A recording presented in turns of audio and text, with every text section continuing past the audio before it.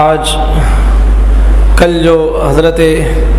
عبداللہ ابن مسعود رضی اللہ تعالیٰ عنہ کے متعلق ان کی زندگی کے کچھ گوشے آپ کے سامنے ذکر کیے تھے، اسی کو آگے بڑھاتے ہیں۔ حضرت عبداللہ ابن مسعود رضی اللہ عنہ نبی علیہ السلام کے اتنے قریب تھے کہ صحابی ایک ہیں حضرت ابو موسیٰ الاشعری رضی اللہ تعالیٰ عنہ، وہ یمن سے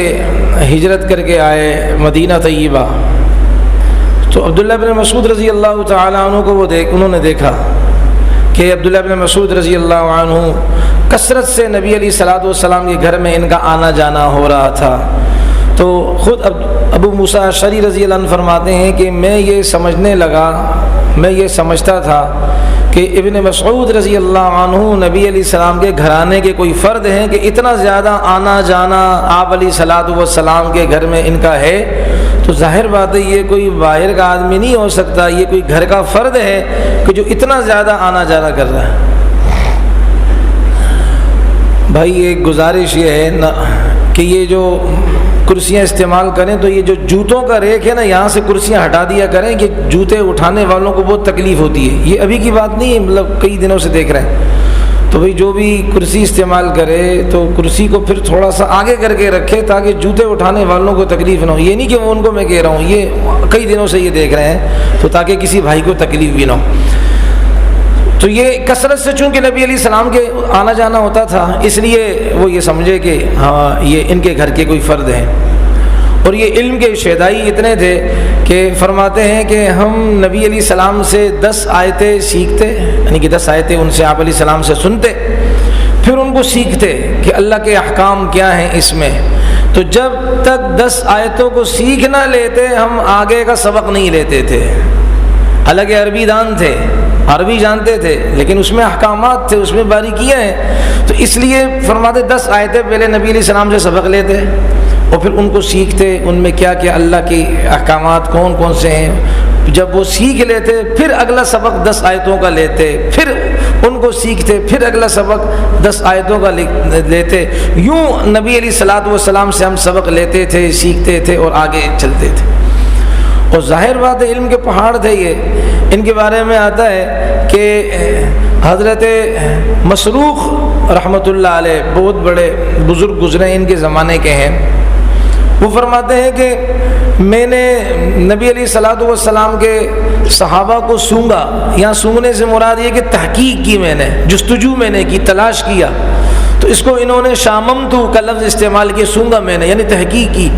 تو میں نے دیکھا کہ بھائی نبی علیہ السلام کے صحابہ میں سب سے زیادہ علم والے کون سے ہیں؟ ویسے تو سارے صحابہ علم والے ہیں، لیکن ان سب کا علم کس میں سمٹ کر آیا ہے؟ ان کی اپنی رائے ہے۔ فرمایا کہ میں نے 6 صحابہ کو دیکھا، اس میں ایک حضرت عمر ہے، ایک حضرت علی ہیں، ایک عبداللہ ابن مسعود ہیں، یہ جن کا ذکر ہم کر رہے ہیں، ایک حضرت زید ہیں، ایک ابو درداء رضی اللہ عنہ، ایک ابی ابن کعب ہے۔ یہ 6 صحابی ہیں کہ سارے 1,24,000 کم و بیش صحابہ کا علم سمٹ کر ان میں آیا۔ وہ اکثر یہ عنوان میں درمیان میں بات آ جاتی ہے نا، اور اس لیے آتی تاکہ صحابہ کی عظمت ہو کہ بھئی یہ ہم نہ کہا کریں کہ صحابہ عالم نہیں تھے، یہ جہالت کی باتیں۔ تو یہ مسروق فرماتے ہیں کہ سارے صحابہ کا علم سمٹ کر آیا ان 6 میں۔ پھر ان 6 کا علم جو ہے نا مزید اور سمٹا کس میں؟ حضرت عبداللہ ابن مسعود رضی اللہ عنہ اور حضرت علی رضی اللہ عنہ کے میں، ان کی ذات میں سب صحابہ کا علم سمٹ کر آیا۔ یہ ان کی اپنی ذاتی رائے۔ اور ان کے یہ اتنے زیادہ عاجز اور اتنے زیادہ تقوی والے تھے کہ ایک موقع پر فرمایا کہ ما سخرت کلبا لخشیت ان اکون کلبا، کہ بھائی میں تو کتے کو بھی کیا ہے نفرت کی نگاہ سے نہیں دیکھتا ہوں، کتے کا بھی مذاق نہیں اڑاتا ہوں۔ ہم ہوتے نا اڑا دیتے ہیں، مار دیتے ہیں، میں کتے کے بعض تو لٹھ لے کر پیچھے پڑ جاتے ہیں کتے کے، یعنی کہ ایک وہ تھا اور ایک اب روزہ ہے، کیا کہوں میں۔ تو اس لیے حضرت عبداللہ بن مسعود رضی اللہ عنہ فرماتے ہیں کہ میں تو لو سخرت کلبا، اگر میں کتے کا مذاق اڑاؤں تو مجھے ڈر ہے کہ مجھے اللہ کتا نہ بنا دے، اتنا بڑا شان والا صحابی کہہ رہے ہیں، لیکن پھر فرماتے ہیں لیکن میں ایسے بندے کو جب دیکھتا ہوں کہ نہ دنیا کا کوئی کام کر رہا ہو نہ آخرت کا کوئی کام کر رہا ہو، فارغ ہو، تو ایسے آدمی کو دیکھ کر میں کڑتا ہوں اور میں اس کو پسند نہیں کرتا۔ یار یہ کرسی ہٹا لو اللہ کے بندے،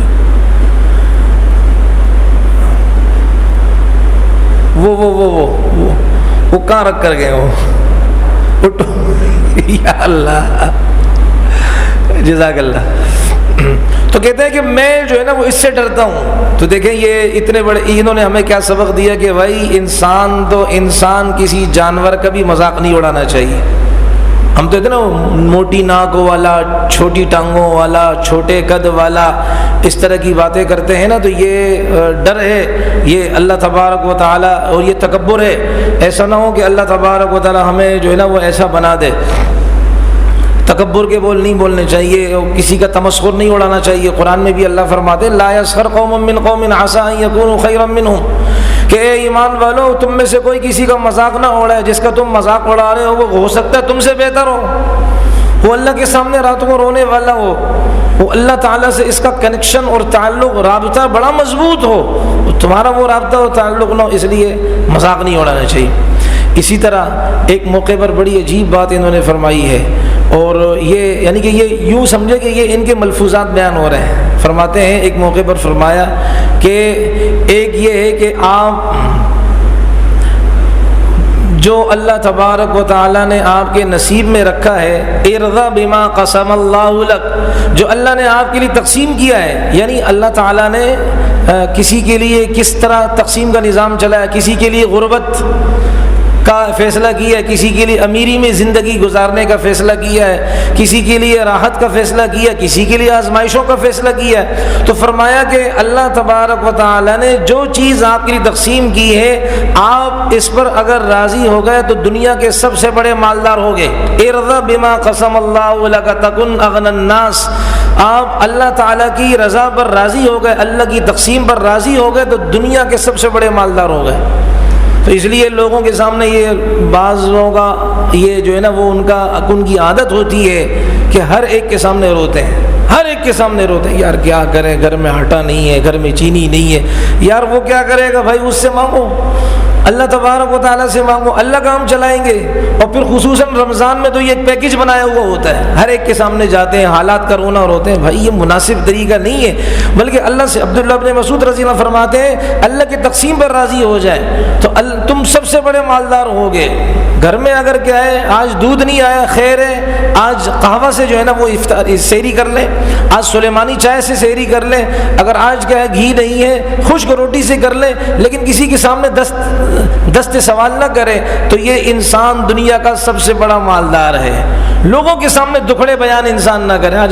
کیا تنخواہ، بس جی گزارا ہو رہا ہے، یعنی کہ مطلب کیا ہے میں اس پر راضی نہیں ہوں لیکن دھکا دے رہا ہوں، اس لیے یہ بات نہیں کہنی چاہیے، کہنا چاہیے اللہ مجھے میری اوقات سے بڑھ کر دے رہا ہے، میری اوقات تو ایک لقمہ روٹی کی بھی نہیں ہے جو میرے گناہ ہیں، یہ تو اللہ کا فضل ہے کہ اللہ نے ستاری کا اور پردے کا معاملہ کیا وہ، ورنہ میرے گناہ تو وہ ہے کہ میں سانس بھی نہ لے سکوں، میرے اتنے گناہ ہیں۔ تو پھر اللہ تبارک و تعالیٰ کی ذات دیکھے گی کہ میرا بندہ ہر حال میں مجھ سے راضی ہے، اللہ تعالیٰ انشاءاللہ آزمائشوں کے دروازے بند کر کے راحتوں کے دروازے اللہ کھولیں گے۔ تو پہلی بات یہ بتائی۔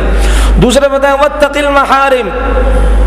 تکن من اورع الناس، کہ تم حرام چیزوں سے رک جاؤ، دنیا کے سب سے بڑے متقی بن جاؤ گے۔ آج میرے نزدیک متقی کیا ہے کہ انسان کیا ہے نماز پڑھ رہا ہے، نماز پڑھنا ایک عبادت ہے، کہ اہم چیز ہے، لیکن اگر نمازی بھی ہو سود خور بھی ہو، اس کو کیا کہو گے آپ؟ روزے دار بھی ہو، افطاری سود کے مال سے کر رہا ہے، اور جوئے کے مال سے افطاری کر رہا ہے، سٹے کے مال سے افطاری کر رہا ہے، گندے ناپاک مال سے افطاری کر رہا ہے، وہ کون سا تقوی والا ہوا؟ تو کہا کہ اللہ کی حرام کردہ چیزوں سے رک جاؤ، بس تم سب سے بڑے متقی ہو۔ واقعات میں ایک واقعہ آتا ہے نا کہ ایک اللہ والے تھے، تبھی اللہ والے اپنے شاگردوں کی تربیت اس طرح کرتے ہیں۔ تو ایک دن ان کے مریدین تھے، تو ایک دن گزرا کھانا نہیں آیا، 2 دن گزرے کھانا، دوسرا دن گزرا کھانا نہیں آیا، تیسرا دن گزرا بھائی کھانا نہیں آیا، اب مرید بیچارے پیٹ میں کچھ ہے ہی نہیں، تو پھر 3 دن کے بعد ایک آدمی کیا ہے وہ پلاؤ لے کر آیا،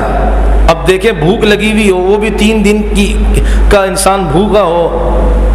وہ پلاؤ آئے، اس کی خوشبو آئے، تو پھر انسان کی کیفیت کیا ہوتی ہے؟ تو مریدین نے کہا بھائی اللہ کی نصرت آ گئی ہے۔ تو پیر صاحب نے جب کھانا دیکھا، تو اللہ والے ہوتے ہیں، تو انہوں نے جب یہ کھانا دیکھا تو انہوں نے کہا کہ بھائی، وہ تو دے کر چلا گیا، انہوں نے فرمایا کہ ایسے کرو، گڑھا کھودو اور اس کھانے کو اس میں دفناؤ۔